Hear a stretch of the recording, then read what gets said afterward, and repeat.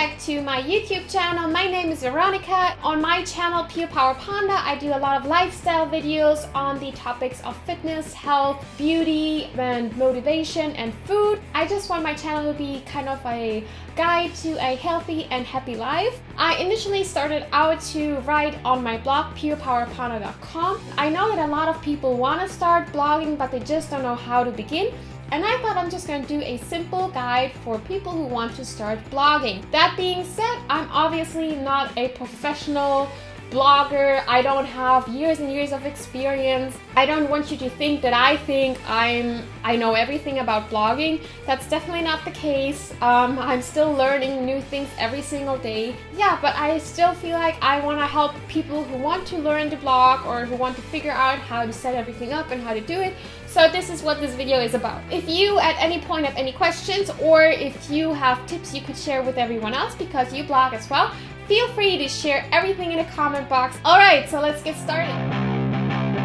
The first question you're probably going to ask yourself is, what is my blog going to be about? Because there are tons and tons of types of different blogs. You could have a beauty blog, a photo blog, you could have a fashion blog, you could blog about the collection you have. There are literally so many topics to choose from. I think there's a misconception that people think if you start a blog you have to be an expert at something. That's definitely not the case. You can just choose whatever you have interest in and have your blog be kind of like a diary of your journey on that. I see my blog kind of like a journey which I take you on, and I want you to kind of experience the same things that I do and learn the things I do about food and fitness and being motivated and having a positive attitude.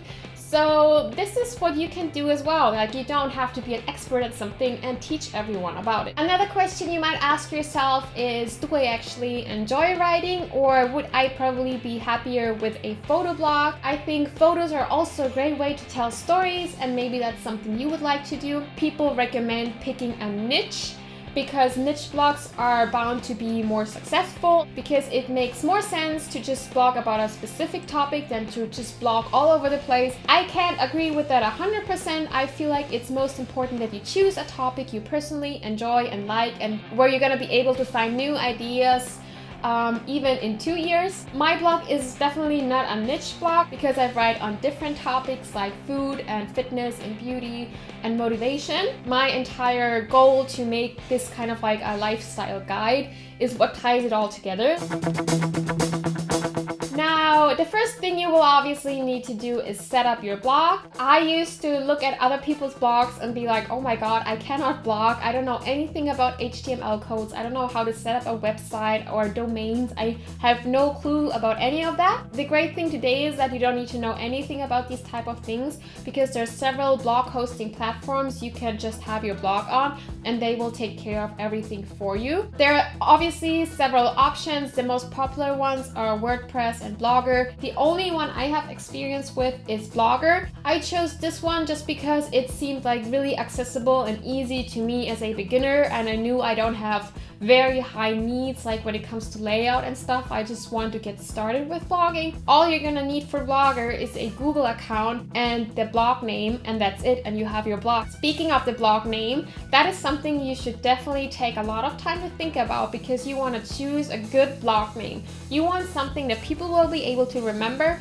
You want something that people can easily spell and easily pronounce, because this way you will ensure that if someone comes to your blog and just stumbles upon it and then later leaves your site again, you want them to remember the name of your blog so they can return and actually maybe subscribe or follow you. I definitely recommend picking a name that doesn't exist already. The best way to do this is to just enter your ideas into the Google search bar and see what pops up. And if you see that there are already companies or other blogs and other sites that have that name or a similar name, then I would definitely choose a different name, because you want to be found. You also don't want to have a blog name that will give people wrong associations, and you also don't want to pick a name that's promising something that people are not going to get later. You'd want to pick a name that actually fits what you're going to do. When it comes to blogging itself, obviously content is king, and your content has to be on spot, and it has to be really, really good for people to actually read it. Because yes, people can come to your blog, but they can just leave it and never return again. And you want people to stick with you, you want people to stay there, and you want people to return over and over again because they like your content so much. So obviously you have to write super good blog posts. The tips I'm giving you today are obviously tips for bloggers who are going to write a lot, because that's what I do. But the first tip I have is to have high quality pictures. Like, no matter what your blog is about, you always want high quality pictures because they draw people in and they keep them on your site and they have them scrolling down the post. You also have to keep in mind that pictures on computer always look different than in real life. On the computer screen, you want your pictures to have a high contrast and to have high saturated colors. The safest route you can take with pictures is to just take your own pictures. You don't want to use pictures that aren't yours and you're gonna have some copyright issues later. Whenever I take a picture from a different artist, I make sure it's a Creative Commons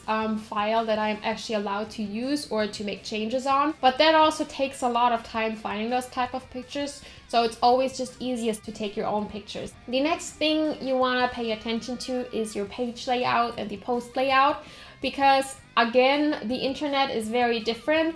People will not spend as much time on reading stuff on the internet, on the computer, on tablets or phones. It's really hard to focus that long, and it's also harder for the eyes to read. You want to make sure you have a layout that's really accessible. And the easiest way to do that is to have lots of paragraphs, way more than you would usually have in writing. I try to have no more than 4 to 5 lines of text per every paragraph. Next thing you want to do is also to have a lot of subheadings for your paragraphs, and ideally they are a super short summary of what the reader can expect in that specific paragraph. Speaking of headings, that's also something very important. When I started blogging, I used to come up with really witty and funny headings for my blog posts. But the problem was neither my readers nor Google knew what the post is about. So you want to make sure that when people find your post on Google while they were searching for something, it actually says in the title what this post is about. The same thing also goes for the lead text or the first paragraph of your post. You want to be very precise what this article is going to be about. I know it can be very tempting to start kind of with a background story or a personal story, but it makes more sense to just have that simple first paragraph where you are being super specific about what this is about, and then you can start your background story. Just a little disclaimer, obviously, if you are deciding to just merely blog for yourself and you don't care about readers and numbers and clicks, then you can of course do whatever you like. Your blog posts are obviously still gonna be great. These tips apply more to people who actually want to reach a lot of people. My next tip is to pick your blogging style. You want to decide how you speak to your readers and how you explain everything. I, for example, speak to you guys directly. I always say you and you could. I don't use a lot of one could and we should. I don't say it that much, and I also try to have a simple language so that even people who are a bit younger can still read my posts and understand it. That's my aim, and that's something you should keep in mind, like who is my target group? What kind of people do I want to reach? This also includes the type of language you use. Are you gonna be cussing on your blog because that's how you usually talk and you say that's part of your personality? That's one way you can go, obviously, because there are actually blogs that do that. You're gonna have to ask yourself, is that something I really need to do? Because it could drive readers away. And if you ever want to monetize your blog, this could become a problem because maybe Google or companies are not going to be very appreciative of you cussing and saying bad words all the time. But then again, this is your blog, and if you don't care about making money, and if you say, I don't even care about those people who don't like my language, do what you want. That's just something I think you should consider. My point is, just pick your style and then try to stick with it. Another thing I like to do is put my posts in categories, because once you start writing a lot, and especially when you're writing on different topics, you're gonna notice that it gets kind of cluttered and messy, and people won't be able to find what they're looking for. Sometimes people will come to my blog just to look for stuff that has to do with file facts. Other people look for beauty related stuff, so I created categories in which I put these posts. Once once you start to get comments by your readers, you should really make an effort to reply all of them. You should also try and encourage your readers to comment, and you should tell them that you're interested in their feedback, because this kind of helps to create a more friendly atmosphere. And this is something I'm really keen on doing. I really want you guys to feel welcome on my blog. I want you to know that you can always add your input and you can always ask questions, and you can always add your ideas and tips and whatever you have. I just want to create a sense of community on my site, and I guess a lot of people want to do that when they're blogging. So keep on reminding people that they can comment, they can ask questions, and that you will actually reply to their questions and comments. I also want to point out that once you start blogging, don't get discouraged if you aren't getting that many comments. I've read that on blogs about 1 to 3% of the people that actually visit your page comments, so that's a very small amount. It's very different on YouTube. I don't know why that is, but I guess YouTube is more personal. Whenever I go on other people's blogs and I kind of click through a few of their posts and I find the blog interesting, the next thing I usually do is try to find out more about the author of the blog. So I usually search for a About Me section, and I think that's a very important thing to have on the blog, because most people I guess feel like me and they want to know, can I relate to that person? Like, how old is the author? Where does she live, or where does he live? I find all of that interesting, and if you want to build a community and if you want to make your readers feel welcome, you have to share a bit of personal information from time to time. You don't have to write a huge essay or tell your life story. Usually just a few sentences and like the aim of your blog and what you're writing about, that's usually enough. When you start to blog as a hobby, like, you're probably not gonna have that much time. You probably are not going to be able to blog every day of the week. Some people only blog once a month, others blog like once every week. Like, it doesn't matter how often you blog, that's totally up to you. And if you have high quality content, people will come and read it. But I think it's important to give your readers an idea of how often they can expect new posts from you, just so they know, okay, I can return next week or I can return next month and something will be there. So you don't have to have a posting schedule. I used to have one, and then I realized I couldn't keep up with it anymore. Nowadays I try to blog from Monday through Friday. Sometimes I don't have a good idea, or sometimes I just don't have the time, and then I'm like, fine, only 3 posts, only 4 posts per week. I always feel like it's more important to have high quality posts. Now, once you've written your blog posts and you're proud of them, and if you aren't just blogging for yourself and you actually want readers, you're gonna try to find ways to get more readers. And that is actually the hardest part about blogging, because there are so many blogs out in the internet and it's just hard to be found. But the best way to get readers, everyone says it and I honestly believe it too, is to have good content. You want people to see that you put a lot of work and effort into what you do, that you really do your research, you really put a lot of effort in good pictures. If people see that, and people will see it if you do it, they will return. It might take some time, but eventually people will come if you have high quality content. Apart from having good content, there is more you can actually do on site to get more readers. If you write an article on low-fat muffins and then you have another one 3 months later, it makes sense to link in between them and to kind of let your readers know that you have another recipe, because it's very likely that someone that goes to your blog to see that recipe, that they would be interested in the other recipe as well. Having share buttons on the side of your blog post or on the bottom of each one of them is also really great, because this way people who like your content can actually share it with their friends and family on other social media sites. I also think that having a search bar is really important, because then if someone stumbles upon your blog and they see, oh, this is a lot about healthy food and stuff, for example, they can just search whatever specific topic they're looking for right on your blog. You could also present your most popular blog posts in the sidebar, and that is something you really want to do, that people who come to your site, you want them to not just read a single post, you want them to read a little bit more, just so they kind of get to know you and the stuff you write about a little more, and then they will actually return in the future and stick with you. I also have a tool called Linked Within. This tool shows on the bottom of each of my posts other posts that are similar to the one I wrote about. This is generated automatically, so I can't influence it, and sometimes it is not perfect, but it will still help my readers to see that I have more. That's the problem with blogging. You put so much effort into it, but then like the older posts just get pushed back and they are disappeared and people won't find them. And you want people to see your old content too. And then there are things you can actually do off-site, so off your blog, which is, for example, signing up with your blog name on all social media sites you like. So you could start making accounts on Facebook, Google+, Twitter, Instagram, Pinterest, and Tumblr. And whenever you have a new blog post, you can just link it on those social media sites.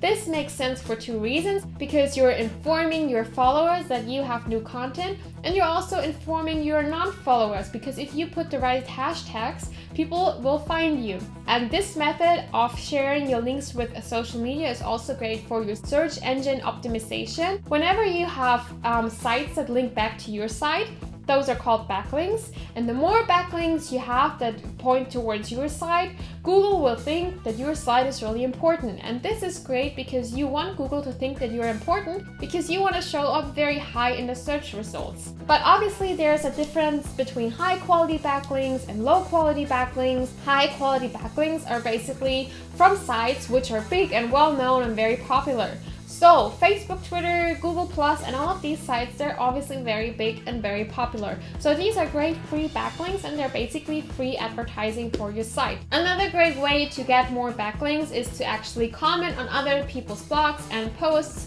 and to leave your link. But little disclaimer here, you can't just go around and then spam other people's comment boxes and just put your links there. That's not very appropriate, and it's also kind of rude in the blog community to just like spam everyone else's sites with your link. I personally find it way nicer when people just comment and maybe they say, hey, I like your smoothie recipe, I think it's a great idea. I wrote a similar one on my page, maybe you want to check it out, here's the link. That's a really nice way of sharing your content with the world. If you do that on my blog, I totally like it and I approve it, because it's great for me, because I see new stuff I haven't seen before, and I also think it's great for my readers. But if people just go to every single page on the internet they can find and write, hey, great article, and then they put their own link, that's not really nice. I also think that sometimes you don't really have to advertise that much for yourself, because if you go around the internet and you comment nice things and you say really thoughtful stuff and interesting stuff and you share stuff, and people will click on your profile anyways. At least that's what I do. If I'm, for example, on YouTube and someone writes a really cool comment, I will usually click on their profile just to see if they have videos of their own or what other videos they watch. That's something I like to do. I don't know how you feel about it, but I just think it's not always necessary to advertise for yourself, since your commenting profile usually has the link to your blog sites anyways on there. And then the final option to just draw more attention to your blog is by making YouTube videos. That's something I chose to do. This is obviously not for everyone, because maybe you just don't want to make videos, or maybe you don't have the time to do that.